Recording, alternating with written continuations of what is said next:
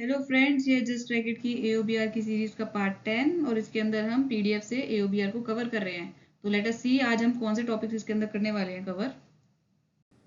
तो जैसे कि वीडियो सीरीज की पिछली वीडियोस के अंदर हमने काफ़ी सारा एओबीआर कवर कर लिया है, तो आज हम कवर करेंगे यहाँ से मिनिस्ट्री ऑफ एक्सटर्नल अफेयर्स और मिनिस्ट्री ऑफ फाइनेंस के सारे डिपार्टमेंट्स। ठीक है, मैं ये बता दूँ कि एओबीआर को हम पीछे काफ़ी सारा कवर कर चुके हैं, सिर्फ मिडल के कुछ टॉपिक्स बचे हुए हैं जो कि हम अब कवर कर रहे हैं। ठीक है, उसमें से हम दो मिनिस्ट्रीज को इस वीडियो के अंदर कवर करेंगे क्योंकि दूसरी मिनिस्ट्री बहुत ही बड़ी है, मिनिस्ट्री ऑफ फाइनेंस, इसके अंदर 6 डिपार्टमेंट्स हैं। तो let us start with ministry of external affairs. तो देखो, मिनिस्ट्री ऑफ एक्सटर्नल अफेयर्स में काफ़ी सारे सब्जेक्ट्स हैं और मिनिस्ट्री ऑफ एक्सटर्नल अफेयर्स के काफ़ी subject ministry of defence, ministry of home और आपकी फाइनेंस मिनिस्ट्री से ओवरलैप करते हैं। तो हम अप्रोच रखेंगे इसके अंदर से कीवर्ड्स आइडेंटिफाई करने की। तो सबसे पहला कीवर्ड मैं इसके अंदर आपको बता रही हूँ। सबसे पहला कीवर्ड हम देखते हैं कोलंबो। ठीक है, जो ये कीवर्ड्स जो हैं वो यूनिक कीवर्ड्स हैं, तो इनसे जो जो कवर होते जाएंगे सब्जेक्ट्स उसको हम वहाँ पर टिक करते जाएंगे। तो कोलंबो एक ऐसा कीवर्ड है जो कि मिनिस्ट्री ऑफ एक्सटर्नल अफेयर्स के अलावा और किसी में नहीं आता है। तो हम कोलंबो से रिलेटेड, कोलंबो प्लान से रिलेटेड जितने भी सब्जेक्ट्स हैं उनको अंडरलाइन कर देते हैं। ठीक है, उनको टिक कर लेते हैं क्योंकि कोलंबो और कहीं आ ही नहीं रहा है। तो वो देखो, कोलंबो जो था वो वहीं पर है, कोलंबो प्लान।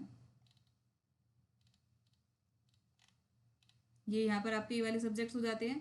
अब ये आप एक जगह पर लिख सकते हो और हम भी इसको एक जगह पे लिख लेते हैं, यहाँ पे ऊपर लिख लेते हैं जितने भी कीवर्ड्स हम करेंगे अब। तो हमने कोलंबो लिख लिया। इसके अलावा मैं दिखाती हूँ आपको चाइना, कि चाइना भी इसी के अंदर आ रहा है सिर्फ। तो ये देखो, ये रहा चाइना और ये कहीं पर है नहीं पूरे एओबीआर के अंदर, तो हम इसको यहाँ पे लिख देते हैं चाइना। इसके अलावा अगली कंट्री हम इसके अंदर देखते हैं आप, पोर्तुगल। पोर्तुगल सिर्फ यहीं पर है अगेन। इसके अलावा मैं बता देती हूँ फ्रांस भी जो है वो भी यहीं पर है, तो फ्रांस भी आपका यहाँ पर हो जाता है कवर।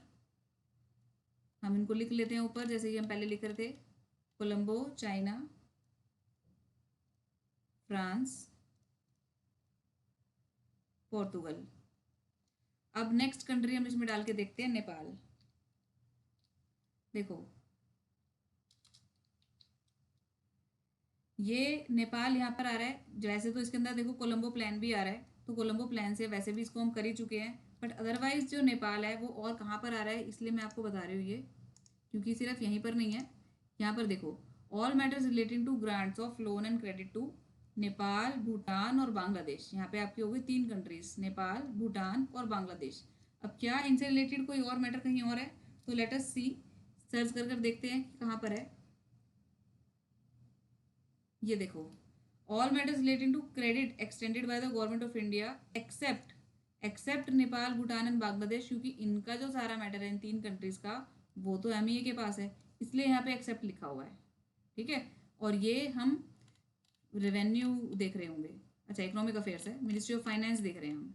ठीक है, तो ये है मिनिस्ट्री ऑफ फाइनेंस जिसके अंदर की सारा matters related to credit extended by government of India, जितना भी क्रेडिट है अगर वो गवर्नमेंट ऑफ इंडिया एक्सटेंड करे तो उसके सारे matters department of economic affairs दिखेगा, जो दूसरी कंट्रीज को क्रेडिट एक्सटेंड कर रहे हैं। लेकिन नेपाल, भूटान और बांग्लादेश का जो मैटर है वो तीनों कंट्रीज का मैटर जो है वो मिनिस्ट्री ऑफ एक्सटर्नल अफेयर्स देखेगा। तो मैं यहाँ पर ये 3 कंट्रीज और लिख देती हूँ अब, नेपाल, भूटान और बांग्लादेश। अपनी एओबीआर की पीडीएफ को खोलकर बैठना है या फिर कुछ नोट्स ज़रूर लिखना है इसके अंदर। ये जो सारी चीज़ें हैं ये आप भी नोट डाउन कर सकते हो। ठीक है, इसके अलावा नेक्स्ट कंट्री अब मैं लिख रही हूँ इसके अंदर, south Africa.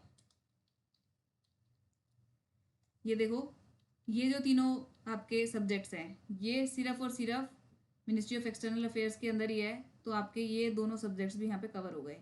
Passport and visa excluding grant of visa endowments for entry into India, but including, ये जो एक्सक्लूडिंग वाला है इसको बाद में देखेंगे कि ये कहाँ पर है।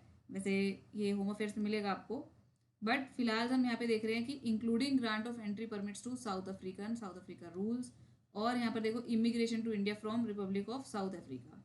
तो ये आपका कीवर्ड यहाँ पर साउथ अफ्रीका, एक कंट्री और हो गई यहाँ पर।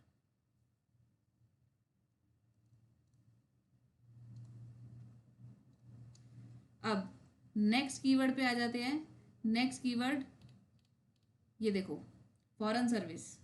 जो फॉरेन सर्विस है, इंडियन फॉरेन सर्विस ब्रांच भी, Indian foreign service training institute. तो जो फॉरेन सर्विस है it is also a keyword जो कि और कहीं पर नहीं मिलेगा एओबीआर के अंदर, क्योंकि एक्सटर्नल अफेयर्स है। तो आईएफएस जो है फॉरेन सर्विस, ये भी आपका मिनिस्ट्री ऑफ एक्सटर्नल अफेयर्स के अंदर ही है। ठीक है, अब नेक्स्ट कीवर्ड पे आ जाते हैं, और नेक्स्ट कीवर्ड है आपका फॉरेन रेफ्यूजीज। रेफ्यूजीज और जगह पर भी है, लेकिन फॉरेन रिफ्यूजी क्योंकि मिनिस्ट्री ऑफ एक्सटर्नल अफेयर्स है, तो इसलिए फॉरेन रिफ्यूजी जो है वो यहाँ पर है। तो आपके ये वाले भी सब्जेक्ट्स कवर हो चुके हैं। ठीक है, अब ऊपर लिख लेते हैं फॉरेन रिफ्यूजीज।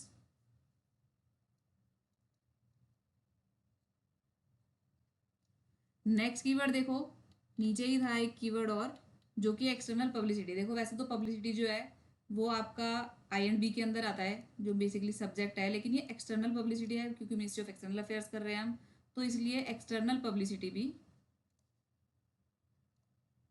आपका हो जाता है मिनिस्ट्री ऑफ एक्सटर्नल अफेयर्स के पास। इसके अलावा अब यहीं पर क्योंकि मुझे दिख रहा है नेक्स्ट कीवर्ड जो कि आपका फॉरेन एंड कॉमनवेल्थ, ये जो कीवर्ड है ये आपका और कहीं पर नहीं है पूरे एओबीआर के अंदर। तो अगर फॉरेन एंड कॉमनवेल्थ कहीं पर लिखा है साथ में, तो समझ लेना कि वो आपको मिनिस्ट्री ऑफ एक्सटर्नल अफेयर्स ही है। अब देखते हैं फॉरेन एंड कॉमनवेल्थ लिख के आपके कितने सारे सब्जेक्ट्स यहाँ से कवर होते हैं।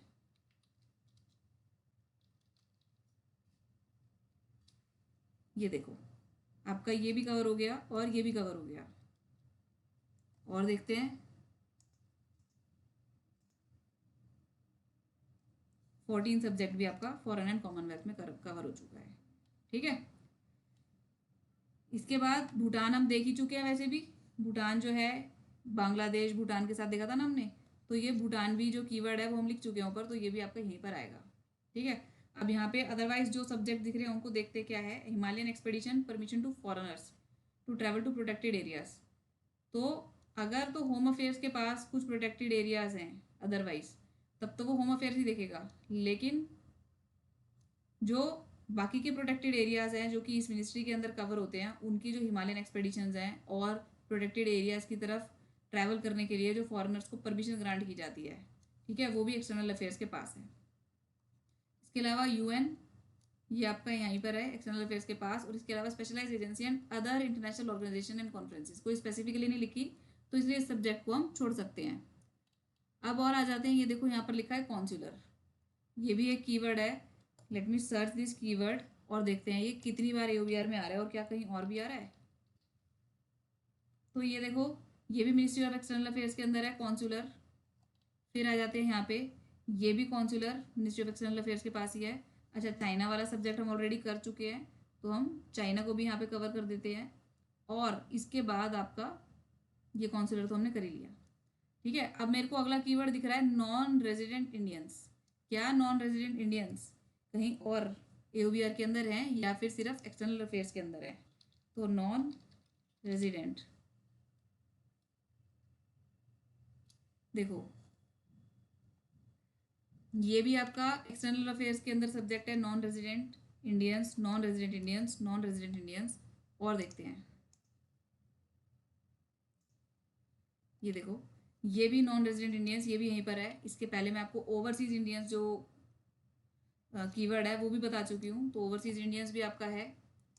और इसके अलावा सिर्फ नॉन रेजिडेंट इंडियन के अगर इन्वेस्टमेंट से रिलेटेड है, ठीक है, इन्वेस्टमेंट से अगर रिलेटेड है, तो क्योंकि investment is a kind of financial matter, तो ये आपका डीईए के पास आ जाएगा, डिपार्टमेंट ऑफ इकोनॉमिक अफेयर्स।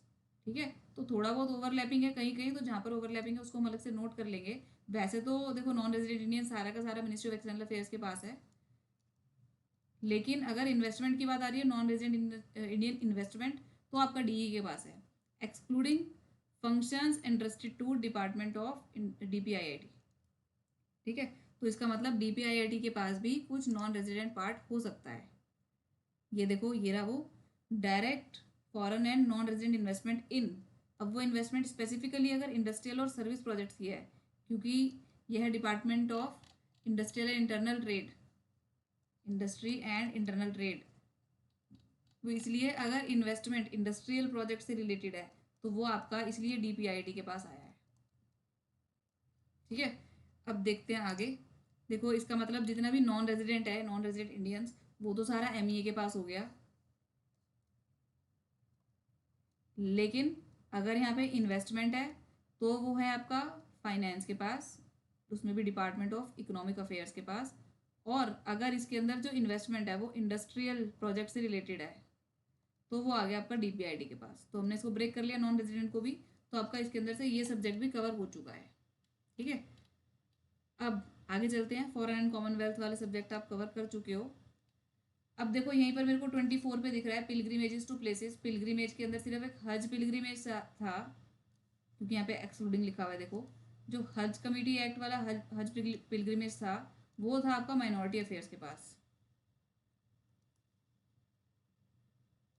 इसके अलावा अदरवाइज जो पिलग्रिमेजेस है टू प्लेसेस आउटसाइड इंडिया, क्योंकि आउटसाइड इंडिया की बात है, इंडियन पिलग्रिमशिप रूल्स, पिलग्रिमेजेस से रिलेटेड जो सब्जेक्ट हो गया वो आपका हो गया MEA के पास। ठीक है, स्पेशली उसके अंदर सिर्फ हज पिलग्रिमेज है जो कि माइनॉरिटी के पास है। Protection and preservation of non Muslim shrines in Pakistan and Muslim shrines in India, ये भी माइनॉरिटी अफेयर्स का सब्जेक्ट है। लेकिन जो आपका कंसल्टेशन है वो एक्सटर्नल अफेयर के पास है, इसलिए यहाँ पे लिखा हुआ है। तो MEA जो है, MEA को सिर्फ कंसल्टिंग बॉडी है यहाँ पर इस पर्टिकुलर सब्जेक्ट से रिलेटेड। बाकी जो सब्जेक्ट है ये वाला वो माइनॉरिटी अफेयर्स का है। ठीक है, और वो माइनॉरिटी अफेयर्स में ऑलरेडी कर भी चुके हैं। फाइन। अब इसके अलावा जो मेरी सबसे पहली वीडियो थी यूनिक वर्ड्स की, उसके अंदर मैंने बताया था कि एबडक्टेड जो वर्ड है वो पूरे EOBR के अंदर सिर्फ एक बार आ रहा है और वो आपका MEA के अंदर ही आ रहा है। तो ये हम ऑलरेडी कर चुके हैं।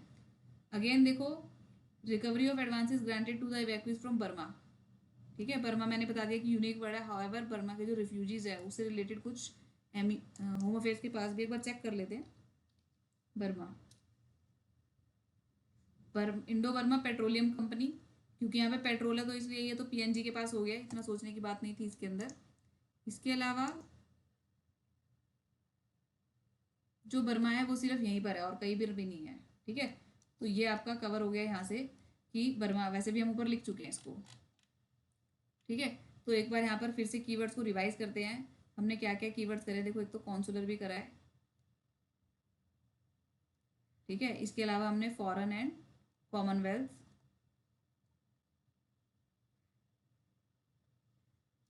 इसके अलावा NRI नॉन रेजिडेंट इंडियंस, उसके अंदर हमने MEA और डिपार्टमेंट ऑफ इकोनॉमिक अफेयर्स में जो ओवरलैपिंग था वो भी हमने देख लिया है।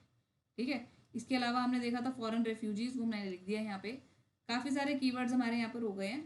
देखो फॉरेन एंड कॉमनवेल्थ ये भी यहाँ पे कवर हो गया आपका। एक्सटर्नल अफेयर्स अलग से सब्जेक्ट है तो यहीं पर आएगा ही। अब बचा आपका ये Indian council for cultural relations, ये मिनिस्ट्री ऑफ कल्चर में मत डालना। तो कल्चरल रिलेशन के लिए पूरी काउंसिल बनाई गई है।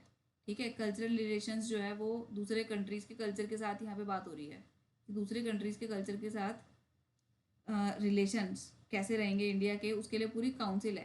ठीक है, तो इसलिए ये जो है आपका MEA के अंदर है, ये कल्चर के अंदर नहीं है, इसको यहाँ पे ध्यान रखना है, थोड़ा सा कन्फ्यूजिंग है। फिर मैं आपको बताती हूँ ये प्रिवेंटिव डिटेंशन। प्रिवेंटिव डिटेंशन जो है जिस चीज़ के सब्जेक्ट से रिलेटेड है वो उसी मिनिस्ट्री के अंदर आएगा। ठीक, अब भी देखो प्रिवेंटिव डिटेंशन ये किस लिए है, concern with external and Commonwealth affairs. तो वैसे भी हमने कॉमनवेल्थ तो देख लिया, यहीं पर आ रहा है। तो एक्सटर्नल एंड कॉमनवेल्थ अफेयर्स से रिलेटेड अगर प्रिवेंटिव डिटेंशन है तो वो MEA के अंदर है। अब मैं आपको शो करती हूँ कि प्रिवेंटिव डिटेंशन ये और कहाँ पर है और किससे रिलेटेड है। देखो, preventive detention for the purpose of conservation of augmentation of foreign exchange. ठीक है, फॉरेन एक्सचेंज की बात कर रहे हैं तो यानी कि ये फाइनेंशियल मैटर हो गया, तो रेवेन्यू के पास चला जाएगा, ये डिपार्टमेंट ऑफ रेवेन्यू के पास हो गया। ठीक है, प्रिवेंटिव डिटेंशन क्यों, क्योंकि फाइनेंशियल मैटर से रिलेटेड है। पीछे वाली जो प्रिवेंटिव डिटेंशन थी वो हमने देखा कॉमनवेल्थ कंट्री से रिलेटेड थी। नेक्स्ट देखो preventive detention except to the extent specifically allotted. तो स्पेसिफिकली अलॉटेड कहाँ पर है वो हमने देख लिया। अदरवाइज जो प्रिवेंटिव डिटेंशन है वो आपकी है होम अफेयर्स के पास और होम अफेयर्स के डिपार्टमेंट ऑफ इंटरनल सिक्योरिटी के पास। ठीक है, तो ये हो गया प्रिवेंटिव डिटेंशन। और उसके बाद removal of one state to another state of person, accuse person, person subjected to preventive detention. तो बेसिकली जो प्रिवेंटिव डिटेंशन का जो सब्जेक्ट है वो तो हुआ आपका होम अफेयर्स का, उसमें भी डिपार्टमेंट ऑफ इंटरनल सिक्योरिटी का बेसिकली सब्जेक्ट यहाँ का है। लेकिन अगर स्पेशली किसी को अलॉट किया गया किसी पर्टिकुलर पर्पज़ के लिए, जैसे कि फॉरेन एक्सचेंज के लिए अगर इसको अलॉट किया गया है तो वो गया रेवेन्यू के पास, और अगर प्रिवेंटिव डिटेंशन रिलेटेड है एक्सटर्नल या फिर कॉमनवेल्थ अफेयर से रिलेटेड तो वो गया आपका एमईए के पास। ठीक है, तो ये आपका हो गया प्रिवेंटिव डिटेंशन खत्म। अब देखते हैं नेक्स्ट कीवर्ड हमारा क्या हो सकता है।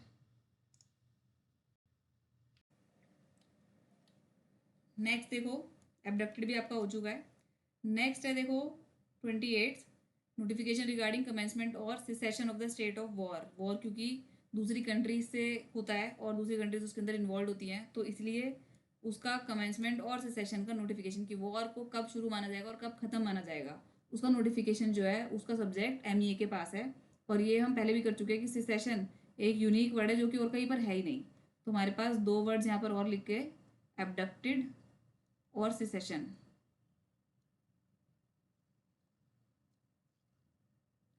नेक्स्ट देखो अब फॉरेन ज्यूरिडिक्शन। फॉरेन ज्यूरिडिक्शन मतलब इंडिया का फॉरेन ज्यूरिडिक्शन कितना है, तो ये तो इजीली यहाँ पर आपका कवर हो रहा है एक्सटर्नल अफेयर्स में, और कहीं पर ये आएगा भी नहीं। नेक्स्ट मैंने ये पहले भी डिस्कस किया था शायद कि हॉस्पिटैलिटी ग्रांट। हॉस्पिटैलिटी किसको दिखाने की जरूरत पड़ती है कि भाई देखो इंडिया से बाहर से अगर कोई आ रहा है तो उसको हमें क्या हॉस्पिटैलिटी दिखानी चाहिए, है ना। तो इसलिए हॉस्पिटैलिटी ग्रांट जो है वो आपका एमईए के अंदर है। हॉस्पिटैलिटी मतलब वेलकमिंग नेचर, है ना। तो ये हॉस्पिटैलिटी ग्रांट जो हो गया वो आपका गवर्नमेंट ऑफ इंडिया का जो हॉस्पिटैलिटी ग्रांट है वो आपका एमईए के पास हो गया। नेक्स्ट देखो demarcation of land frontiers of India की, भाई इंडिया की जो बाउंड्री है ना, इंडिया की जो बाउंड्री है उसका लैंड डिमार्केशन, कि भाई इंडिया की बाउंड्री कहाँ तक है कहाँ तक नहीं है, और कहाँ पर उसको दूसरी कंट्री माना जाएगा कहाँ पर उसको इंडिया माना जाएगा।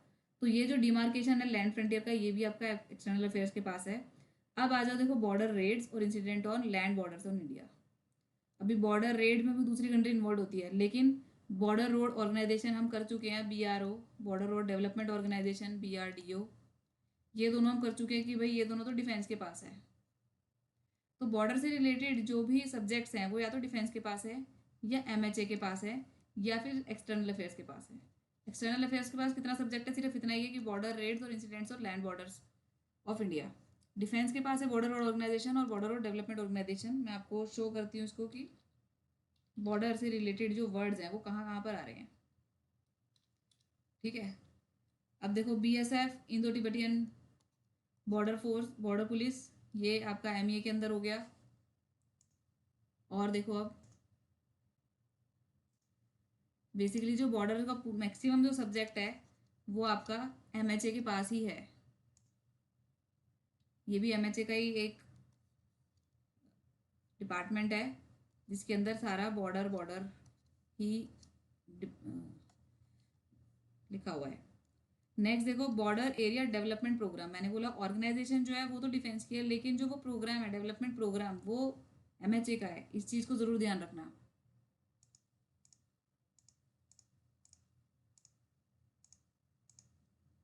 ये देखो बॉर्डर रोड डेवलपमेंट बोर्ड और बॉर्डर रोड ऑर्गेनाइजेशन, ये जो दोनों आपके, ये दोनों आपके डिफेंस के अंदर है।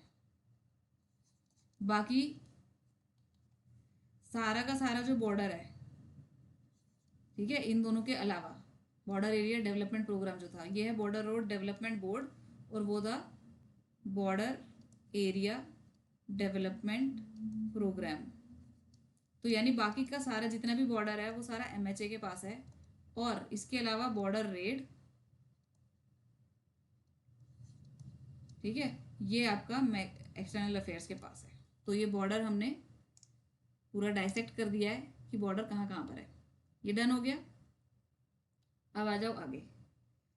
जब हम कॉमर्स मिनिस्ट्री कर रहे थे जिसके अंदर की स्पेशल इकोनॉमिक जोन थे, एसईसी था, तब मैंने बताया था कि जो एक्सक्लूसिव इकोनॉमिक जोन्स हैं वो एमईए के पास है। एक्सक्लूसिव इकोनॉमिक जोन्स जो है वो एमईए के पास है, मैंने ये वहीं पर बताया था। ठीक है, इसको एक बार रीड जरूर कर लेना, इससे आपको क्लियर हो जाएगा कि भाई ये एमईए के टॉपिक्स क्यों हैं। स्टिल हम एक बार फिर हम खुद भी रीड कर लेते हैं। देखो matters relating to law of the sea, ठीक है, पानी के अंदर क्या लॉज लगेंगे, जो भी वाटर बॉडीज हैं इंडिया की, ओशियंस हैं, इंडियन टेरिटोरियल वाटर जो ओशियन है इंडिया के, contiguous zone, continental shelf, exclusive economic zones, international law arising on high seas, जिसमें कि फिशरी राइट्स किसके रहेंगे उस पर्टिकुलर वाटर बॉडी के, piracies, crimes committed on high seas, offences against the law of sovereign states. अब क्योंकि high सी की बात हो रही है, ठीक है, तो ये डिमार्केशन की बात हो रही है कि इंडिया का है कि बाहर का है जो वाटर है वो, तो उससे रिलेटेड जितना भी सब्जेक्ट है,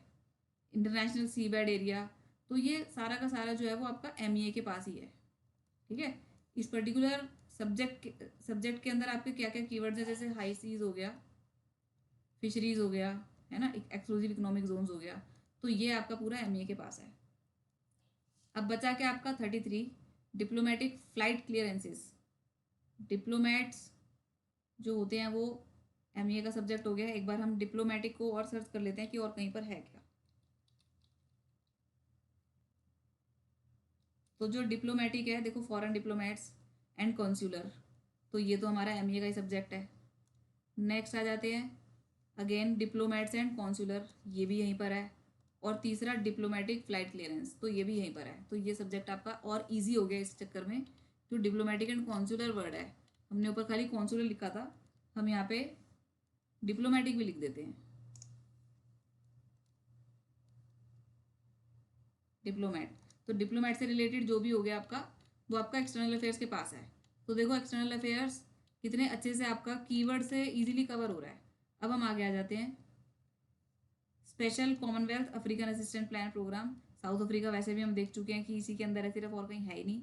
नेपाल, भूटान, बांग्लादेश के बारे में भी हमने देख लिया कि वो यहीं पर है। ये जो है ये जनरल है सब्जेक्ट, हम इससे आगे बढ़ जाते हैं। अब देखते हैं और कोई कीवर्ड हमें यहाँ से मिल सकता है कि नहीं। हमने अभी देखा था ओवरसीज़ इंडियंस, तो मैं एक बार ओवरसीज़ इंडियंस को हाईलाइट कर देती हूँ, उससे भी आपके काफ़ी सारे सब्जेक्ट्स कवर हो जाएंगे।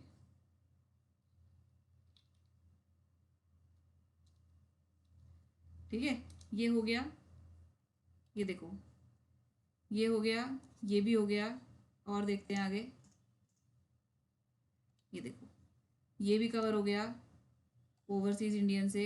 यहाँ पर भी कितने सारे ओवरसीज़ इंडियंस कितनी बार लिखा हुआ है ना। तो क्या ये ओवरसीज़ इंडियन कहीं और लिखा है? तो नहीं, ये सिर्फ और सिर्फ आपका,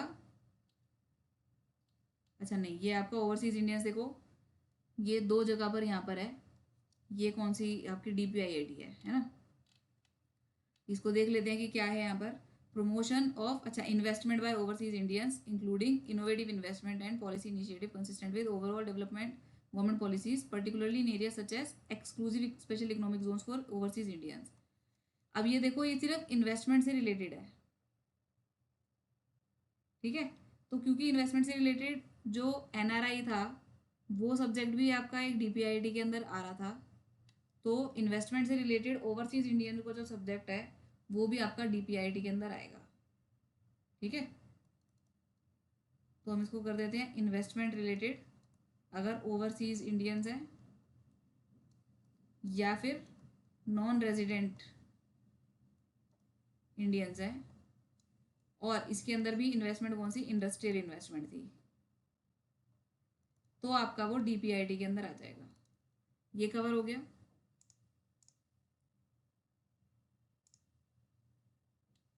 ठीक है, अब आपके काफ़ी सारे सब्जेक्ट जो इसके अंदर हो गए हैं। अब देखते हैं बचा क्या है इसके अंदर।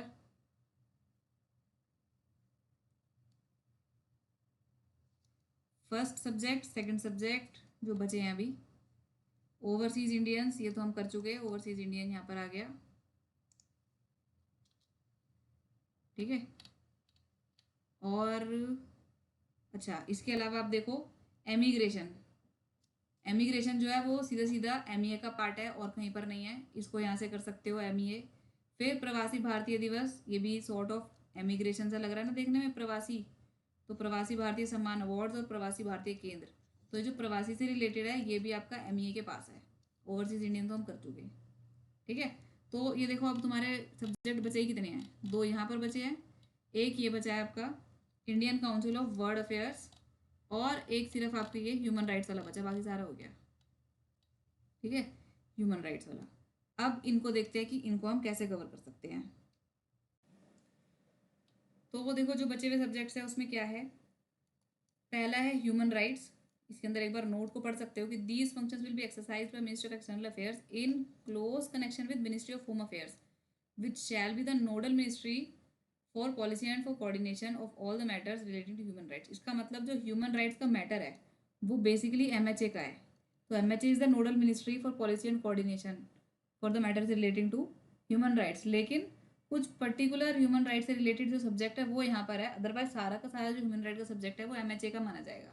ठीक है, तो यहाँ पर क्या है, interaction with human rights organisation abroad. अगर अब्रॉड की बात हो रही है जहाँ पर भी, ठीक है, अब जैसे अगला देखो, international declaration, treaty, convention, conferences, references जो भी यूएन से मिल रहे हैं तो उनसे रिलेटेड मैटर जो है वो भी आपका एमईए के पास है।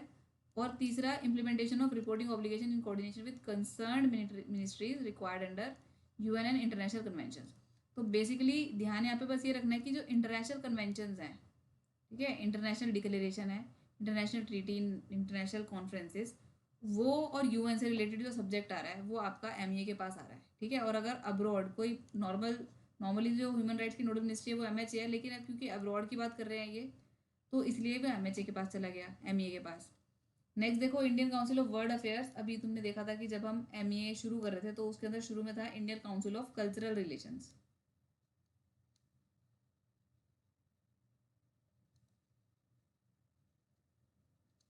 है ना, human council of cultural relations वहाँ पर था। तब मैंने कहा था कि भाई दूसरी कंट्रीज़ के कल्चर से हमारे अच्छे रिलेशंस रहने चाहिए हमेशा, दूसरी कंट्रीज़ के कल्चर को भी हमें रेस्पेक्ट करना चाहिए, तो उनके साथ तभी अच्छे रिलेशन बने रहेंगे। तो इसलिए ये हो गया एमईए के पास।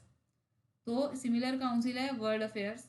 तो वर्ल्ड के अंदर बहुत सारी कंट्रीज आ जाती हैं, इसलिए उनके अफेयर से रिलेटेड जो काउंसिल है वो भी एमए के पास हो गई।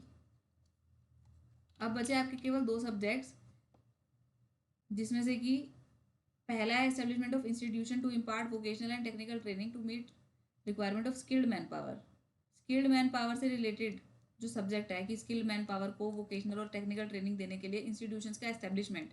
वैसे तो ये लेबर का काम हुआ कि स्किल्ड मैन पावर को ट्रेन कैसे करना है तो लेबर का काम, लेकिन क्योंकि ये एस्टेब्लिशमेंट्स, क्योंकि ये इंस्टीट्यूशंस को अब्रॉड में इस्टेब्लिश करना है, ठीक है, तो इसलिए ये एमईए का काम है। लेकिन एमईए इसके लिए लेबर मिनिस्ट्री से कंसल्टेशन लेगा, तो कंकरेंस लेबर मिनिस्ट्री से होगी। ठीक, और जो आखिरी सब्जेक्ट बचा आपका एमईए का वो है exercise of power conferred bye subsection 1 of 7B of citizenship act. वैसे तो सिटीजनशिप एक्ट जो है आपका एमएचए का पार्ट है, एमएचए का सब्जेक्ट है, ठीक है, लेकिन उसका स्पेशली उसने बोला है कि सबसेक्शन 1 ऑफ 7B, ये जो है पर्टिकुलरली ये याद रखना कि सबसेक्शन 1 ऑफ 7B बोला है सिटीजनशिप एक्ट 1955, ये आपका सिर्फ एमईए के पास है। आई विल शो यू कि सिटीजनशिप एक्ट जो है वो कहाँ पर है।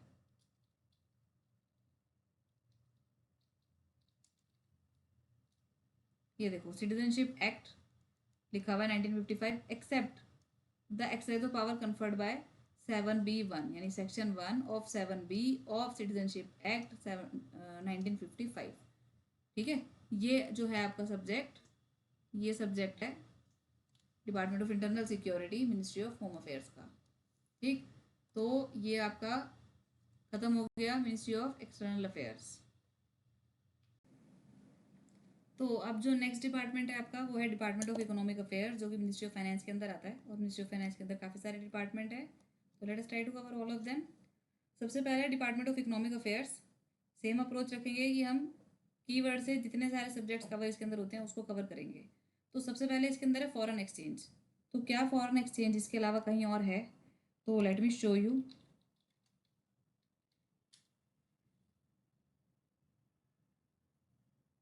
फॉरेन एक्सचेंज, ठीक है, foreign exchange, foreign exchange, foreign exchange, ये आपका कवर हो गया यहाँ से, ये वाला नहीं था।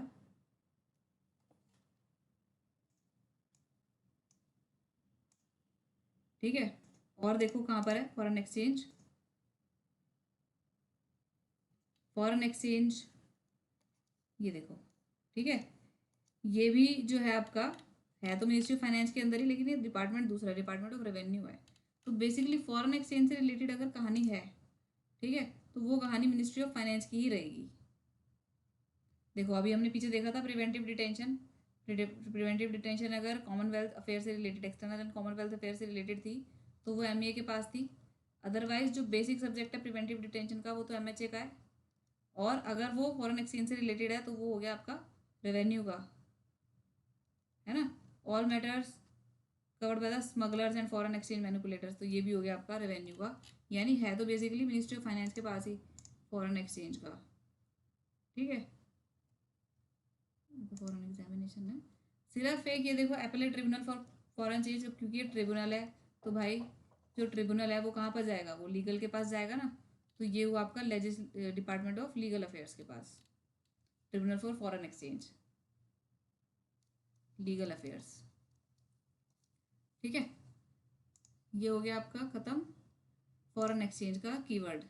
तो इससे हमारे कुछ सब्जेक्ट्स यहाँ पर हाईलाइट हो गए हैं। इसके अलावा 4 सब्जेक्ट हम ऑलरेडी कर चुके हैं। Non resident Indian investment, basically non resident Indian जो आ रहा था वो वैसे तो एमईए के पास आ रहा था, लेकिन क्योंकि इन्वेस्टमेंट है और नॉन रेजिडेंट इन्वेस्टमेंट अगर इंडस्ट्रियल मैटर से रिलेटेड है तो वो हमने देखा था डीपीआईआईटी के पास है ना, देखो स्पेशली लिखा भी हुआ है यहाँ पे। नेक्स्ट आ जाओ, अब इस पे ये समझ लो कि डिपार्टमेंट ऑफ इकोनॉमिक अफेयर्स और मिनिस्ट्री ऑफ फाइनेंस का क्योंकि डिपार्टमेंट है, तो जो भी इन्वेस्टमेंट से रिलेटेड चीज़ हो गई, जो भी बोरोइंग से रिलेटेड हो गई चीज़, वो यहाँ पर आएगी, पैसों से रिलेटेड, जैसे फंड्स हो गए, तो ये सारी चीज़ें आपको यहीं पर देखने को मिलेंगी। देखो कहाँ पर है, इंडियन डायरेक्ट ओवरसीज इन्वेस्टमेंट, तो आ गया ना इन्वेस्टमेंट, आ गया यहाँ पे, ये खत्म। फिर कॉमर्शियल बोरोइंग, मैंने बोला बोरोइंग जो होगी वो यहीं पर आएगी, बोरोइंग फ्रॉम अब्रॉड। फिर जैसे एक्सटर्नल पब्लिसिटी जो था, ठीक है, यहाँ पे रिवाइज करा रही हूँ, वो एक्सटर्नल पब्लिसिटी जो था वो एमईए के पास था। तो एक्सटर्नल डेट जो है, क्योंकि पैसे आगे इसके अंदर इन्वॉल्व हो गए, तो ये हो गया आपका फाइनेंस के पास। Matters concerning gold and silver, ये है आपका डीईए के पास, और क्योंकि इससे रिलेटेड कुछ चीज़ आपकी कॉमर्स में भी थी, आई विल शो यू, ये था जो इंडियन डायमंड इंस्टीट्यूट और जेम्स एंड ज्वेलरी, ठीक है, क्योंकि मैंने कहा था कि इनका एक्सपोर्ट होता है, बाहर जाते हो तो लेकर आते हो फिर इनको, है ना, या फिर बाहर से यहाँ अंदर एक्सपोर्ट हो रहा है, इम्पोर्ट हो रहा है, एक्सपोर्ट हो रहा है, जो भी है, खैर जेम्स ज्वेलरी और आपका जो डायमंड इंस्टीट्यूट है, इंडियन डायमंड इंस्टीट्यूट, ये दोनों चीज़ें तो आपकी थी कॉमर्स में। अब हम कर रहे हैं गोल्ड एंड सिल्वर, तो गोल्ड एंड सिल्वर जो है वो है आपका डिपार्टमेंट ऑफ इकोनॉमिक अफेयर्स में, ठीक। अब आगे आ जाते हैं, क्या है, approval for foreign travel of ministers of state government, ये ज़रूर ध्यान में रखना भाई, इसको कहीं और नहीं डालना ये, क्योंकि इससे इन्वेस्टमेंट बोरोइंग्स कुछ भी नहीं दिख रहा, बस यहाँ पे फॉरेन ट्रैवल की बात हो रही है। तो foreign travel of minister of state government या फिर मेंबर्स ऑफ स्टेट लेजिस्लेचर और स्टेट गवर्नमेंट ऑफिशियल्स, तो स्टेट गवर्नमेंट के ऑफिशियल, स्टेट गवर्नमेंट के मिनिस्टर्स और स्टेट गवर्नमेंट के एमएलएस, इन सब का फॉरेन ट्रैवल का अप्रूवल जो है वो डिपार्टमेंट ऑफ इकोनॉमिक अफेयर्स के पास है। अब देखो, foreign add for economic development, economic development के लिए जो हम इंटरनेशनल मॉनेटरी फंड से ले सकते हैं, है ना, तो ये भी बोरोइंग्स आ गया यहाँ पे, ये खत्म।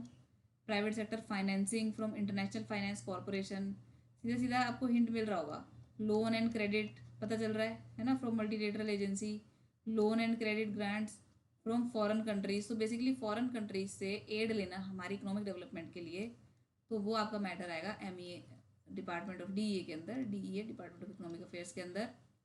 इंडियन डेवलपमेंट फोरम, इसको भाई थोड़ा सा रट्टा लगाना पड़ेगा कि डेवलपमेंट फोरम, ये तो कहीं पर भी हो सकती है भाई, इंडिया की डेवलपमेंट जरूरी है कि भाई एम डीईए ही देखेगा, तो इंडिया के डेवलपमेंट के तो बहुत सारे एस्पेक्ट्स हो सकते हैं, बट क्योंकि ये सब्जेक्ट फॉरेन एड के नीचे लिखा है कि इंडियन डेवलपमेंट फोरम, ये जो सब्जेक्ट है फॉरेन एड के नीचे लिखा है, और फॉरेन एड किसके लिए हम ले रहे हैं, इकोनॉमिक डेवलपमेंट के लिए, इसलिए सब्जेक्ट आपका डीईए के पास हो गया। आगे देखो, technical and economic assistance received by India is under, कौन सी technical assistance, UN technical assistance ad hoc offers for technical assistance from various foreign countries, ठीक। तो ये टेक्निकल असिस्टेंस, हम इकोनॉमिक डेवलपमेंट की बात कर रहे हैं, तो इसलिए जो इकोनॉमिक असिस्टेंस है वो भी आपका डीए के अंदर आएगा। आगे बढ़ जाते हैं, अब जितने भी यूनाइटेड नेशंस से रिलेटेड फंडिंग के मैटर है, ठीक है, funded out of foreign investment, इसके अलावा all funding, Commonwealth fund, again देखो यूनाइटेड नेशन फंड, तो ये जितने भी यूएन के फंड्स हैं for incoming United nation volunteers but excluding overseas volunteers, ठीक है, तो ये जो फंडिंग वाले जितने भी मैटर हैं, fund fund fund, technical assistance received by India given from foreign governments, इसको तो हम कर ही चुके हैं कि भाई अगर फॉरेन गवर्नमेंट से हमें टेक्निकल असिस्टेंस भी मिल रही है तो वो भी हमारी इकोनॉमिक ग्रोथ के लिए अच्छी होगी, टेक्निकल असिस्टेंस। तो इसलिए ये सारे जो मैटर हो गए वो आपके डिपार्टमेंट ऑफ इकोनॉमिक अफेयर्स के हो गए। ये हो गया यहाँ तक। अब आगे बढ़ते हैं। डोमेस्टिक फाइनेंस यानी कि इंडिया के अंदर अंदर का फाइनेंस, इंटरनेशनल की कोई बात नहीं हो रही। तो करेंसी और कॉइनेज, इसके अलावा सिक्योरिटी, करेंसी प्रिंटिंग प्रेस, ठीक है, जिसमें छपते हैं note, security paper mill, mints, silver refinery, gold collection. तो ये जितने भी हैं सारे ये आपके करेंसी और डोमेस्टिक फाइनेंस से रिलेटेड है, ठीक है, इंडिया की करेंसी से रिलेटेड है। फिर देखो करेंसी का नोट का paper, bank notes, coins, commemorative coins, postal stationery, stamps, various security forms या आइटम्स। तो ये सारा का सारा डोमेस्टिक फाइनेंस का पार्ट है, ठीक है। एक यहाँ पे पोस्टल स्टेशनरी लिखा हुआ है और कॉमेमोरेटिव कॉइन्स लिखा हुआ है, इसको देख के इसमें डिपार्टमेंट ऑफ पोस्ट मत लगा देना, पोस्टल स्टेशनरी और स्टैंप देख के, वहाँ पे भी कुछ था पोस्टल से रिलेटेड, वहाँ पे तो सारी चीज़ें पोस्टल से रिलेटेड थी, बट ये वहाँ का एक्सेप्शंस है क्योंकि ये करेंसी नोट और करेंसी कॉइन्स की बात हो रही है, तो इसलिए कॉमेमोरेटिव कॉइन्स, पोस्टल स्टेशनरी और स्टैम्प जो है वो आपका डिपार्टमेंट ऑफ इकोनॉमिक अफेयर्स के पास आ रहा है। उसके बाद आ जाओ नेक्स्ट। नेक्स्ट देखो policy measures for regulation and development of security market and investor protection. आगे investment, new investment and securities, आगे इन्वेस्टमेंट। फिर है matters related to forward contracts and forward market commission. अब क्योंकि इसके अंदर सिक्योरिटी मार्केट की भी ये बात कर रहा है इकोनॉमिक अफेयर्स में, तो जो मार्केट कमीशन है वो भी वहीं पर आएगा, ठीक है। एक बार हम जरा इन्वेस्टमेंट को सर्च करके देख लेते हैं कि इन्वेस्टमेंट से रिलेटेड और जो सब्जेक्ट्स हैं वो किसके पास हैं। देखो भाई, नेशन वाइड सैंपल सर्वे, जिसको हम कीवर्ड से ऑलरेडी कर चुके हैं, उसके अंदर हम इन्वेस्टमेंट पे फोकस नहीं करेंगे, हम आगे देखते हैं।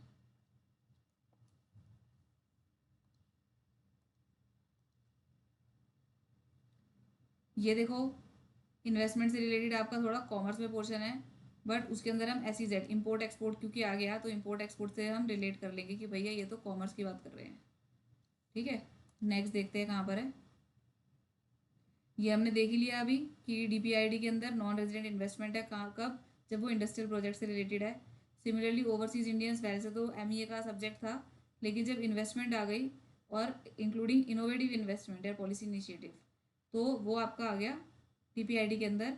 और again foreign investment implementation agency authority, तो भाई ये ना तो आपका एक्सटर्नल अफेयर्स में है, ना ये आपका कॉमर्स में आएगा, तो ये फॉरेन, और ना ही आपका फाइनेंस में किसी भी डिपार्टमेंट में है। तो ये एक बहुत ही कंफ्यूजिंग सा सब्जेक्ट है, फॉरेन इन्वेस्टमेंट इम्प्लीमेंटेशन एजेंसी। तो ये कोई सोचेगा भी नहीं कि DPID के पास है, तो इसको आप ज़रूर रखना कि भाई फॉरेन इन्वेस्टमेंट हो रही है, उसको इम्प्लीमेंट कर रहे हैं हम, ठीक है। थोड़ा निमोनिक सोचते हैं इसका, फॉरेन इन्वेस्टमेंट आ रही है आपके पास और उसको इम्प्लीमेंट कर रहे हैं, तो फॉरेन इन्वेस्टमेंट को हम कहाँ इम्प्लीमेंट कर रहे हैं, अपनी कंट्री की इंडस्ट्री में इम्प्लीमेंट कर रहे हैं, अपनी कंट्री की इंडस्ट्री और इंटरनल ट्रेड के अंदर हम उसको इम्प्लीमेंट कर रहे हैं फॉरेन इन्वेस्टमेंट को।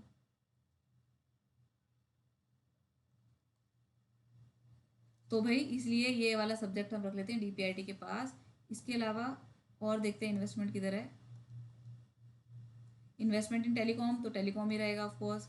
टेली प्रिंटर ही रहेगा। अब ये जो हम इकोनॉमिक अफेयर्स कर ही रहे हैं, देखो इन्वेस्टमेंट कितना सारा आया हुआ है इसके अंदर, ये भी हमने कर लिया। अब आगे देखते हैं, ये वाले इन्वेस्टमेंट से हम शुरू करा था हमने, है ना। तो इन्वेस्टमेंट मैक्सिमम आपका वैसे तो um department of economic affairs के पास ही है, ठीक है। और देखो ये भी आपका फाइनेंस ही चल रहा है, ये सब फाइनेंस चल रहा है। इसके अलावा फाइनेंस के अंदर एक अगला डिपार्टमेंट भी है, आपको पता होगा, डिपार्टमेंट ऑफ डिसइन्वेस्टमेंट। इतना सारा इसके अंदर इन्वेस्टमेंट ही इन्वेस्टमेंट है, ठीक है। और basically department of investment in public asset management, DIPAM के अंदर डिसइन्वेस्टमेंट वाली चीज़ें बहुत ज़्यादा हैं, है ना। All post disinvestment matters, again disinvestment, फिर से डिसइन्वेस्टमेंट, फिर से डिसइन्वेस्टमेंट, अगेन डिसइन्वेस्टमेंट। तो आई गेस ये वाला डिपार्टमेंट तो आपका कवर हो ही गया, क्यों, क्योंकि इसके अंदर सारा डिसइन्वेस्टमेंट से रिलेटेड सब्जेक्ट्स हैं। एक बार हम डिसइन्वेस्टमेंट को भी सर्च कर लेते हैं कि क्या वो और कहीं पर भी है।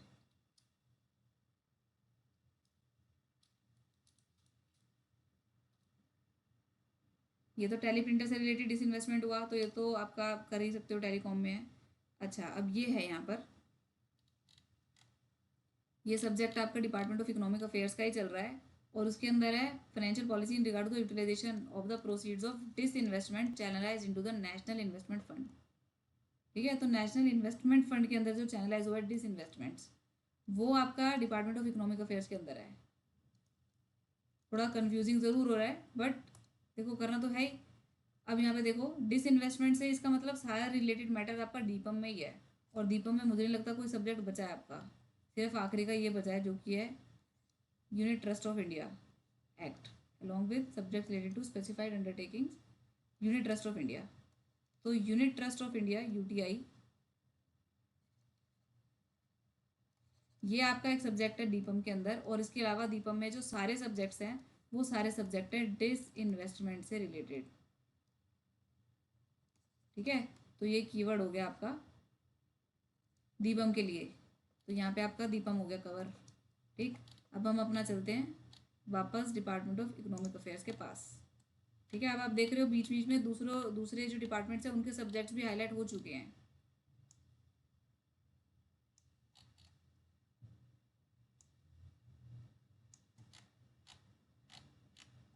अब आ जाते हैं आगे, investment pattern for employ provident fund. मैंने कहा था फंड सारे यहीं पर है तो यहीं पर आ गया।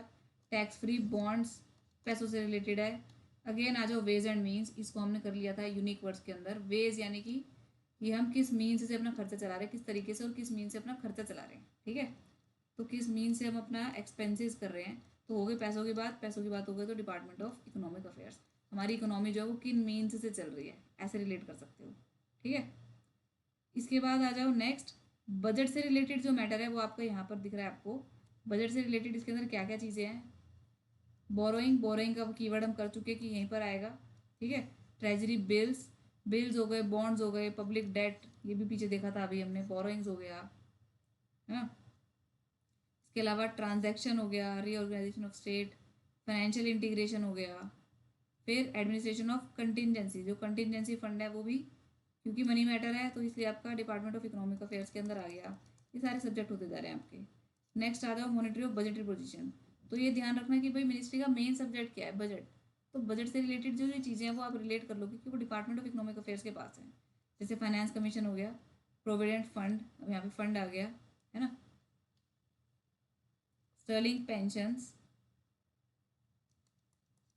फिर आ जाओ resources of 5 year and annual plans. वैसे तो ये खत्म हो गए 5 ईयर प्लान्स वगैरह, पर स्टिल ये आपका इकोनॉमिक प्लानिंग से रिलेटेड सब्जेक्ट था कि 5 ईयर प्लान के अंदर कितना बजट एलोकेट करना है, इसलिए बजट से रिलेटेड हो गया और इसलिए डिपार्टमेंट ऑफ इकोनॉमिक अफेयर से रिलेटेड हो गया। फिर आ जाओ डिपॉजिट स्कीम्स। ठीक है, और डिपॉजिट स्कीम कहीं पर मुझे नहीं लगता मिलेगी, let us check. Deposit scheme देखो, ये भी डिपॉजिट स्कीम एक्ट जो है वो भी आपका एक्सटर्नल इसमें डिपार्टमेंट ऑफ इकोनॉमिक अफेयर्स के पास ही है। तो यानी डिपॉजिट स्कीम एक कीवर्ड हो गया आपका यहाँ पे। आगे देखो स्मॉल सेविंग, इसको एमएसएमई में मत कर देना क्योंकि भैया स्मॉल सेविंग लिखा हुआ है तो एमएसएमई में होगा, ऐसा कुछ नहीं है क्योंकि सेविंग्स है। मनी मैटर हो गया, नेशनल सेविंग इंस्टीट्यूट, क्योंकि मनी मैटर हो गया है तो इसलिए ये आपका डिपार्टमेंट ऑफ इकोनॉमिक अफेयर्स के पास चला जाता है। आगे आ जाओ सीएजी, और कहीं तो जाएगा नहीं है तो इसलिए यहीं पर है। देन फाइनेंशियल इमरजेंसी, फाइनेंस से related government guarantees and bonds, bonds भी हमने देख लिया कि यहीं पर है। ठीक है, इसके बाद आ जाओ ऑडिट रिपोर्ट्स, क्योंकि सीएजी यहीं पर है तो इसलिए ऑडिट रिपोर्ट भी यहीं पर आएगा इसमें डिपार्टमेंट ऑफ इकोनॉमिक अफेयर्स के अंदर। ठीक है, अब आ जाओ function of treasurer of charitable endowments. किसी ने कमेंट सेक्शन में बताया था कि चैरिटेबल इंडोमेंट्स कई बार आ रहा है, तो एक बार देख लेते हैं कि कितनी बार आ रहा है चैरिटेबल इंडोमेंट्स। तो ये तो 2 ही बार आ रहा है और कहीं पर है ही नहीं चैरिटेबल इंडोमेंट। तो और ये दोनों बार जो है वो आपका, ये सारे सब्जेक्ट हो गए यहाँ पे। ठीक है, ये भी फंड है इसलिए आपका इकोनॉमिक अफेयर्स के पास चला गया। तो चैरिटेबल इंडोमेंट तो भाई आपका जो है वो सिर्फ डिपार्टमेंट ऑफ इकोनॉमिक अफेयर्स के अंदर ही आ रहा है, ये कई बार नहीं है इसके अंदर, तो आपके लिए ईजी हो गया इसको याद करना। ठीक है, अब आपके जो सब्जेक्ट हैं वो बचे, देखो इंडियन इकोनॉमिक सर्विस, क्योंकि डिपार्टमेंट ऑफ इकोनॉमिक अफेयर्स है तो ये तो यहीं पर रहेगा। Credit, physical, monetary policy, finance related matter है। Internal and external aspect of economic management, तो डिपार्टमेंट ऑफ इकोनॉमिक अफेयर्स। अब आगे देखते हैं क्या है। गवर्नमेंट सेविंग की बात अभी हमने ऊपर की है, गवर्नमेंट सेविंग एंड बॉन्ड्स। ठीक है, मेटल टोकन क्या होता है? एक तरीके से कॉइन्स ही होते हैं, और अभी हमने देखा बैंक नोट्स और कॉइन्स जो हैं वो इसी डिपार्टमेंट का पार्ट है। फिर देखो कॉइनेज, सिक्योरिटी, सिक्योरिटी प्रिंटिंग जो थी वो इसी में थी, है ना। फिर करेंसी, करेंसी रिलेटेड मैटर भी यहीं पर है। अगेन देखो मॉनेटरी फंड हो गया, फाइनेंस कमीशन यहाँ पर आ गया, सेविंग सर्टिफिकेट अगेन बॉन्ड्स और सेविंग सर्टिफिकेट से रिलेटेड है। फिर लीगल टेंडर यानी कि नोट से रिलेटेड हो गया। ये एशियन डेवलपमेंट बैंक है। फिर फंड है, फिर कॉइन्स हैं, सीएजी की ड्यूटीज़ हैं, ठीक है। उसके बाद देखो इमोल्यूमेंट्स, सीधे सीधे फाइनेंस से रिलेटेड मैटर हो गया। अफ्रीकन डेवलपमेंट फंड आ गया, अफ्रीकन डेवलपमेंट बैंक, जैसे ऊपर एक बैंक और आया था, एशियन डेवलपमेंट बैंक और अफ्रीकन डेवलपमेंट बैंक दोनों यहीं पर हैं। फिर security and exchange board of India यानी सेबी, सिक्योरिटीज कॉन्ट्रैक्ट्स, डिपॉजिटरीज, सीधा सीधा फाइनेंस से रिलेटेड है। इंटरनेशनल फाइनेंस कॉरपोरेशन फाइनेंस से रिलेटेड हो गया। और कंट्रोल ऑफ फ्यूचर ट्रेडिंग, मैंने कहा था कि भाई फ्यूचर ट्रेडिंग का कंट्रोल जो है वो डीईए के पास ही है, ये हम पहले कर चुके हैं, है ना, फॉरवर्ड कॉन्ट्रैक्ट्स रेगुलेशन एक्ट। तो इससे आपका कवर हो गया है आपका डिपार्टमेंट ऑफ इकोनॉमिक अफेयर्स। काफ़ी लंबा है, इसको एक बार ज़रूर खुद से भी रीड करना, तभी आपके माइंड में बैठेगा ये।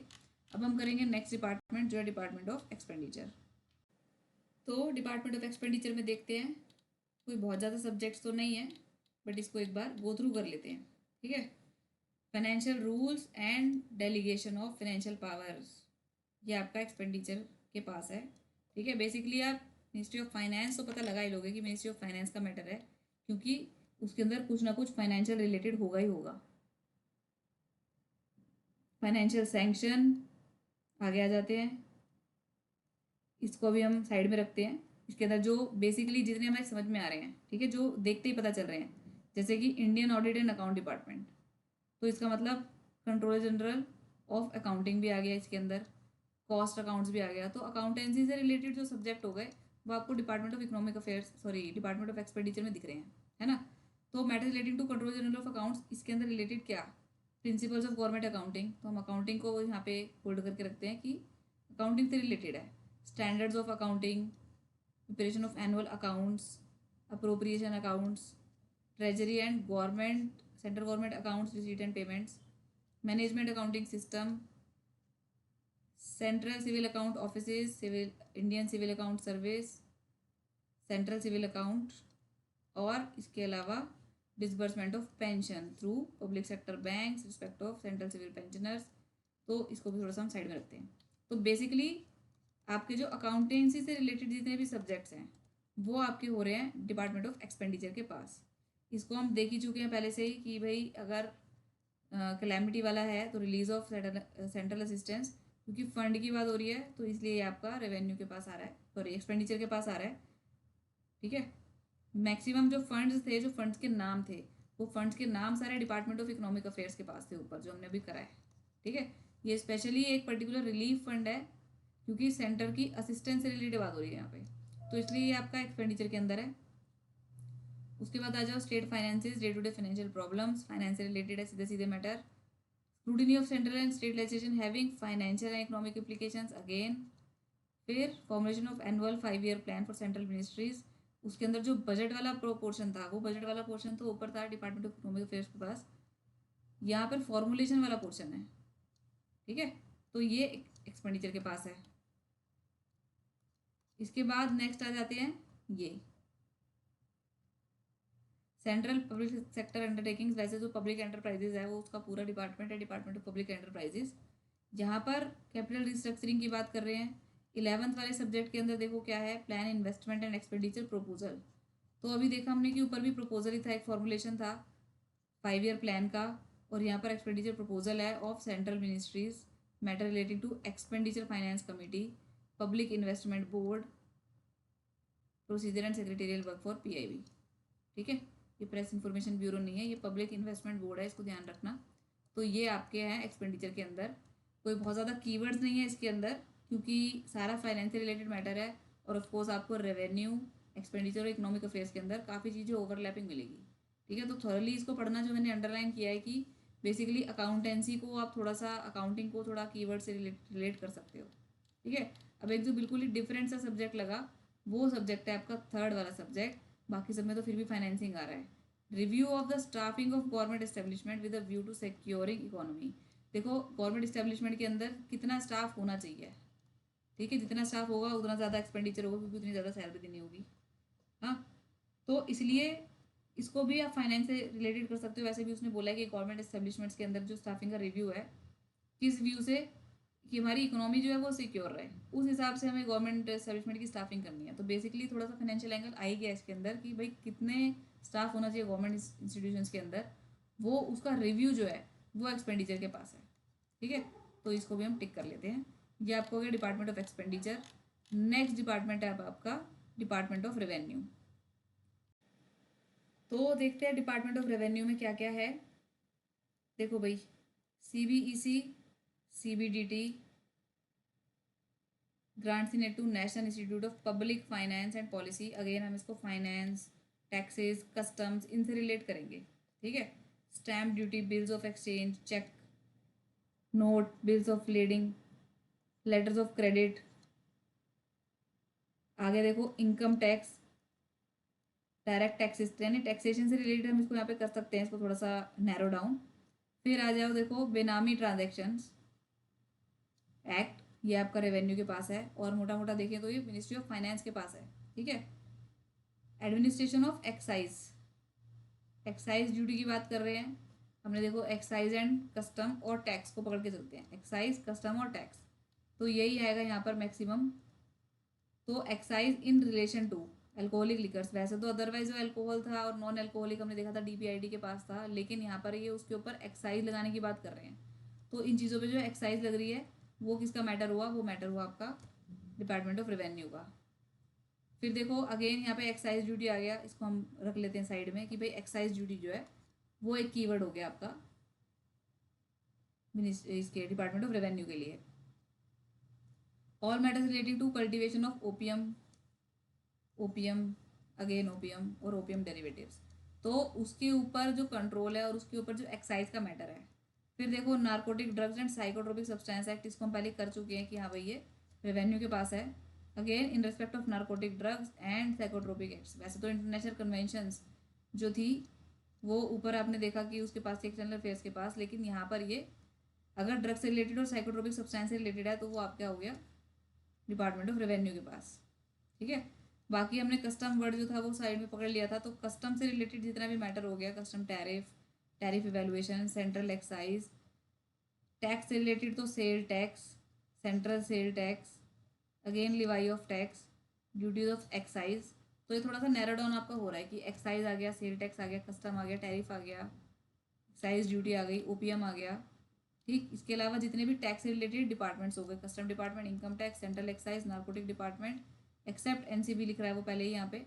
इसके बाद गुड्स एंड सर्विसेज टैक्स, तो टैक्स से रिलेटेड जितनी भी ऑर्गेनाइजेशन हो गई वो आपकी इसी के पास हो गई। यहाँ पे देखो सेस, तो ये सेस भी एक तरीके का लिवाई किया जाता है, एक तरीके से टैक्स हो गया ये भी। Sale tax, again state tax Levi, तो ये जो सारा टैक्स से रिलेटेड हो गया वो सारा मैटर आपका आ गया डिपार्टमेंट ऑफ रेवेन्यू के पास। नीचे भी अगर देखोगे तो ये सारे टैक्स एक्ट्स हैं 21 के अंदर। ठीक है, goods and services tax, service tax appellate tribunal, tax act, goods and services tax act, goods and services tax, again tax और अगेन टैक्स। ठीक है, ये बहुत ही अच्छे से नैरो डाउन हो रहा है। टैक्सेस से रिलेटेड, कस्टम से रिलेटेड, एक्साइज से रिलेटेड जितने भी मैटर्स हैं वो सारे आपके इसी डिपार्टमेंट के अंदर आ रहे हैं, डिपार्टमेंट ऑफ रेवेन्यू। ठीक, बचा गया आपका ये दो सब्जेक्ट बचे बस, all matters relating to economic intelligence. अब इसको हम थोड़ा सा निमोनिक करते हैं कि जो रेवेन्यू आ रहा है, ठीक है, कहीं से आप रेवेन्यू जनरेट कर रहे हैं, हमारी कंट्री जो रेवेन्यू जनरेट कर रही है, अगर उसको इंटेलिजेंस से री इन्वेस्ट नहीं करेंगे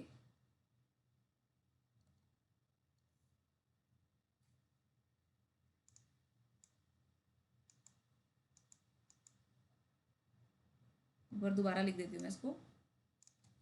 मैंने कहा हमारी कंट्री जो भी रेवेन्यू जनरेट कर रही है उसको अगर इंटेलिजेंस से हमने री इन्वेस्ट नहीं किया तो हमारी इकोनॉमी ख़राब हो जाएगी।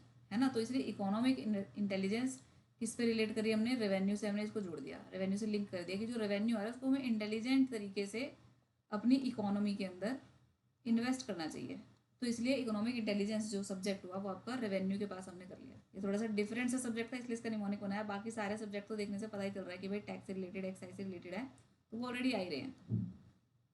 फिर आ जाओ work leading to financial action task force. ठीक है, अब ये जो रेवेन्यू आया हमारे पास उसको इंटेलिजेंट तरीके से लगाने के लिए हमने एक टास्क फोर्स बना दी जो कि उसके ऊपर फाइनेंशियल एक्शन लेंगे।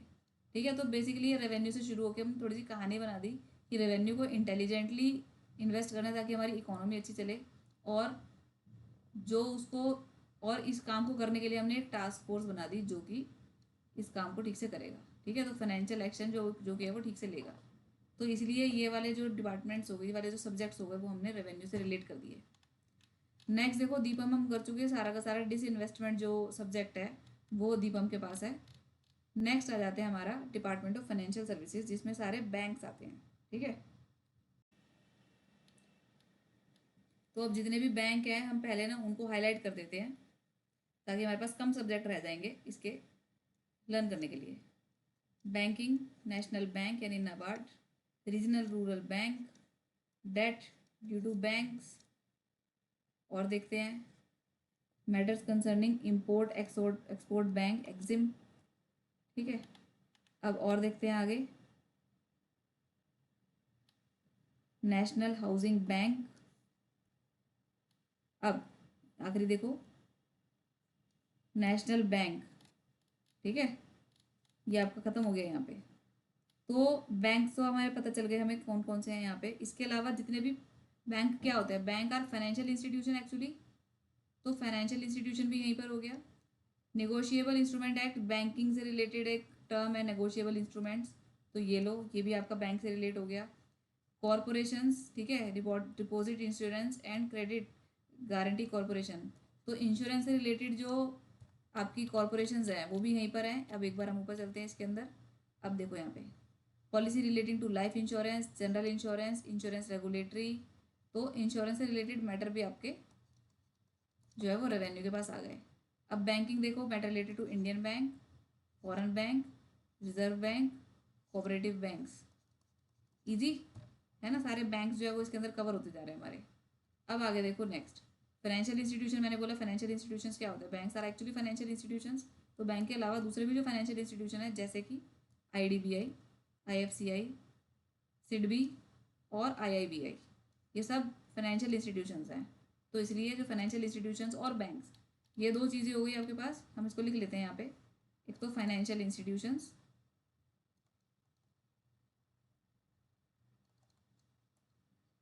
बैंक्स, और इंश्योरेंस,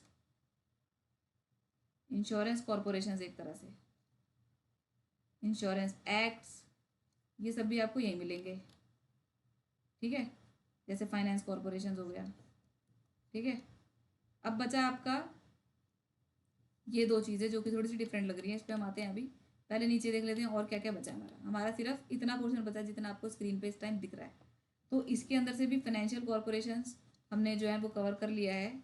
और देखो क्या है, matters relating to implementation of sick industrial companies act including matters relating to board for industrial financial reconstruction और appellate authority for industrial financial reconstruction. तो BIFR बोर्ड फॉर, और AAIFR appellate authority. तो board और appellate authority किसका, industrial finance reconstruction. तो again finance reconstruction आ गया, तो इस मैटर को हम रिलेट कर सकते हैं फाइनेंसिस से, जो कि अब फाइनेंशियल सर्विसेज के डिपार्टमेंट के अंदर है। ठीक है, अब आपका क्या क्या बचा देखो, बैंकिंग रेगुलेशन एक्ट, बैंक से रिलेटेड हमारा सब्जेक्ट हो गया। Banking company, banking service commission, state bank of India act और रिजर्व बैंक ऑफ इंडिया। फिर देखो स्टेट एग्रीकल्चरल क्रेडिट कॉर्पोरेशन, जैसे कि फाइनेंशियल इंस्टीट्यूशंस बैंकिंग से रिलेटेड होते हैं, ऐसे क्रेडिट कॉर्पोरेशन भी फाइनेंशियल बैंक से रिलेटेड है। तो ये आपके यहाँ पर कवर हो गए। अब देखो क्या बचा आपका, 2-3 मैटर्स बचे हैं अब, सिर्फ 3 तो ये बचे आपके, और 2 ऊपर बचे जो मैंने 2 ऊपर मार्क करे थे, दिस वन। अब हम इसको शुरू करते हैं। देखो शिपिंग डेवलपमेंट फंड कमेटी, दूसरा है आपका इंडिया स्टीमशिप नेविगेशन कंपनी। बिल्कुल ही देखने से अपनी पता चलेगा कि ये फाइनेंशियल सर्विसेज का पार्ट है, ठीक है। और इसके अलावा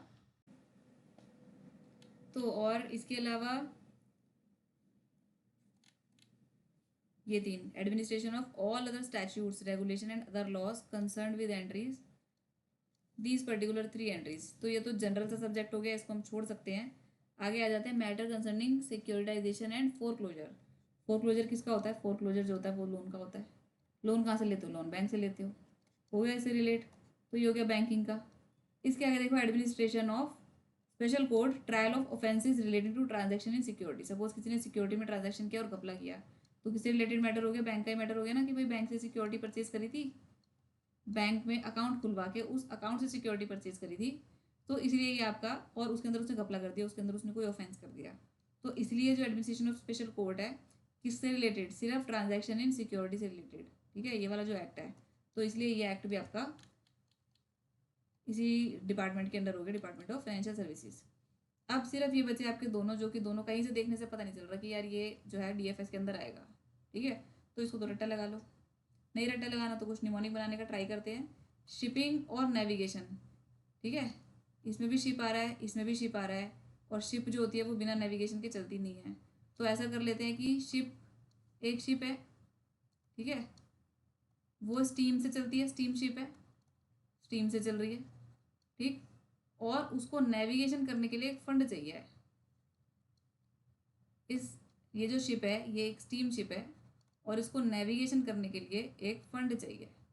वो फंड लेने के लिए किसके पास गए? बैंक के पास गए। जो स्टीम शिप है वो फंड लेने के लिए बैंक के पास गई, तो भाई बैंक से हमने रिलेट कर दिया, और बैंक से रिलेट कर दिया तो बन गया ये डिपार्टमेंट ऑफ फाइनेंशियल सर्विसेज का सब्जेक्ट, ठीक। तो ये इस निमोनिक से याद हो सकता है तो बहुत अच्छी बात है, नहीं तो रट्टा लगाना पड़ेगा। अब बढ़ते हैं आगे, डिपार्टमेंट ऑफ पब्लिक एंटरप्राइजेज, जो कि है लास्ट डिपार्टमेंट इस मिनिस्ट्री का।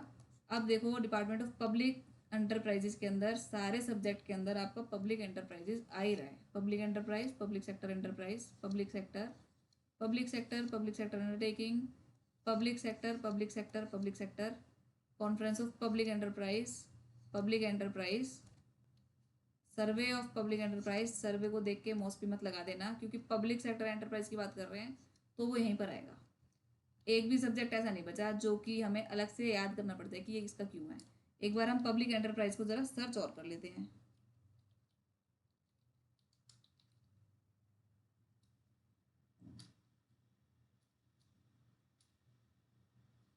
ठीक है, एक ही आपका मिला है यहाँ पे पब्लिक एंटरप्राइजेस सिलेक्शन बोर्ड।